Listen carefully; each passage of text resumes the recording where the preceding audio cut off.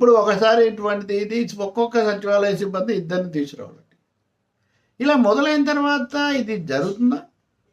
తీసుకురాని వాళ్ళు, తీసుకొచ్చేవాళ్ళు, తమ అవసరాల కోసం దీన్ని ఉపయోగించుకునే వాళ్ళు ఎన్ని రకాలుగా ఉంటారు? ఒత్తిళ్ళు ఎన్ని ఉంటాయి?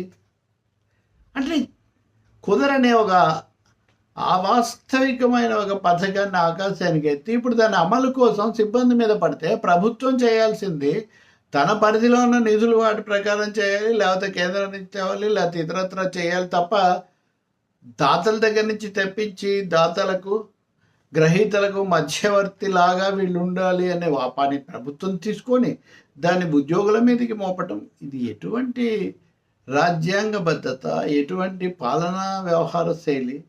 నిజంగా సందేహం కలుగుతుంది. దీని మీద ఇప్పటికే ఉపాధ్యాయ సంఘాలు, కార్మిక సంఘాలు, అంగన్వాడీలు వాళ్ళు కూడా ఇప్పుడు ఏమంటారు? తదుపరి చర్య ఇంతమందిని తీసుకురావడం మీ డ్యూటీ, మీరు తేలేదు కాబట్టి మీకు కోత కోస్తాం జీతంలో, లేదా మీరు ఇవ్వండి, ఇటువంటివి కూడా వస్తాయి కదా.